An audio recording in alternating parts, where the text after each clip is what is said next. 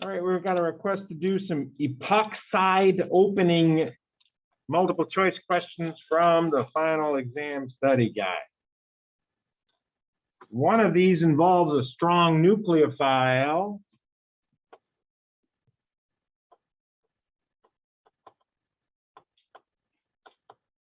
And the other involves an acid cat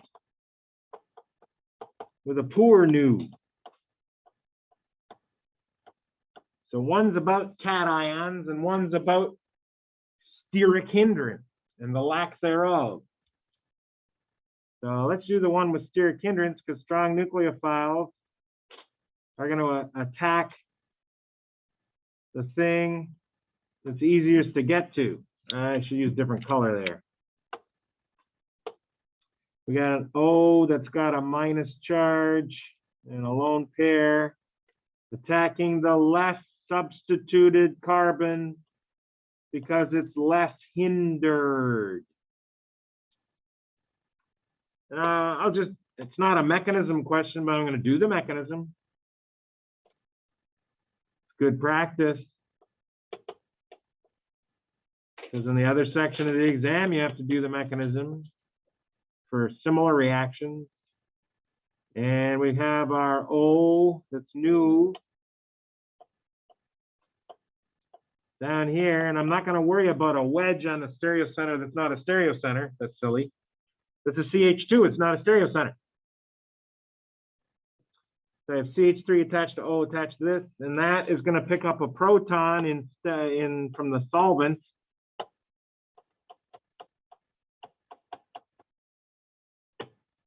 And interestingly, the solvent's going to become the nucleophile.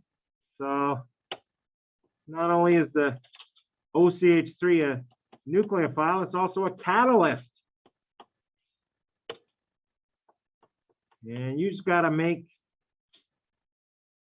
your choice based on this, the name of this thing.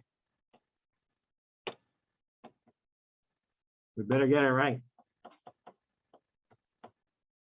I don't know why I changed color. And I do realize there's a little piece of new nomenclature here. It's not a tricky one. You can guess the name of a CH3O group from the answers. I know if it was a CH3 group without the O, it's called methyl. But when the O is attached to the methyl, it's now a methoxy. So you just learned the name of millions of new groups in 1 second there. For example, if you had just an aside here, if this group's attached to something, that'd be a tert-butoxy group. Tert-butyl becomes tert-butoxy. Just as another example of this nomenclature, because we did not talk about it. So you better pick a choice that has the methoxy on carbon 1 and not on carbon 2.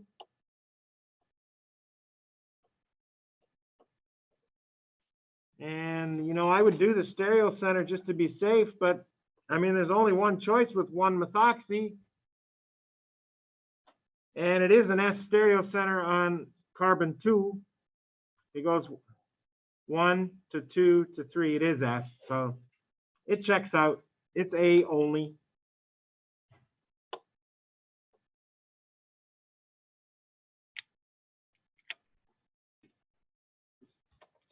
Okay. Next one, I'll do the mechanism. I already know the answer. It's 50-50 mixed. No, it's not. No, it's not. I don't know the other answer. I better do the mechanism. I thought I had a shortcut for you, but I was wrong. So the first step in the mechanism with a strong acid is to protonate the O. Do not bring your nucleophile in until you've protonated your O first, making this all about cations. There were no cations in the previous one, so don't talk to me about cation stability when there's no cations. This time, talk to me about cation stability.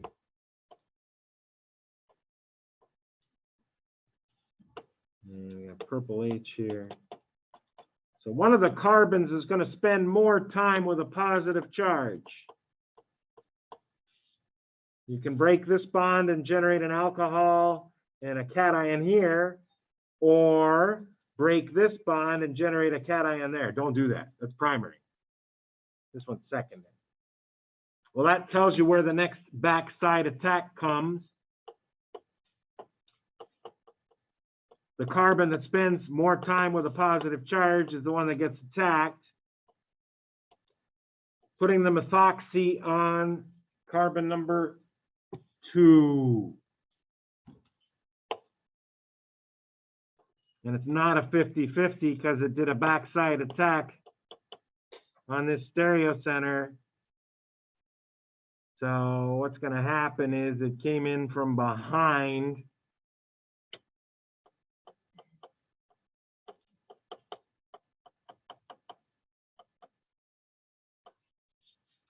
And push the H out front. And then just to finish the mechanism, although I have enough information to answer this question, TSO minus generated way back in the first step is now a base regenerating the catalyst. No stereochemistry changes here.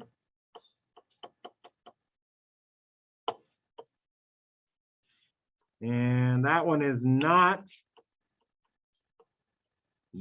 S, because the H4 is on a wedge, therefore it's R. So I like the methoxy on 2, and I like stereo center 2 to be R. Answer is C in this one.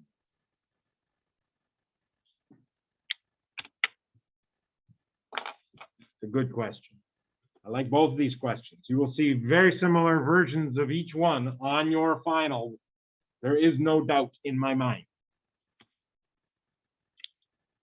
You'll have one epoxide opening using a strong nucleophile and the other with a poor nucleophile in conjunction with a strong acid catalyst.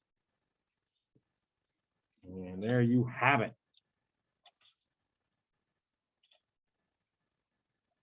Coming back.